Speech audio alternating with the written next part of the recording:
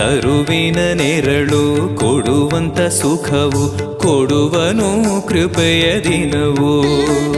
ಸ್ಥಿರ ಇರುವ ಮನ ಎನಗಿರಲಿ ಶರಣಾಗತಿ ಎಂದು ಬರಲಿ.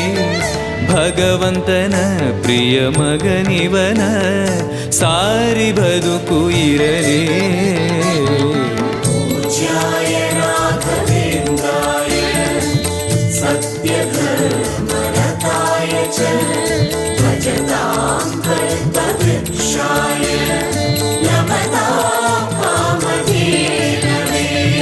ಆಲಯವೆಂದರೆ ಮಂತ್ರಾಲಯವೇ ಬೇರೆ ನಾ ಅರಿಯಲಾರೆ.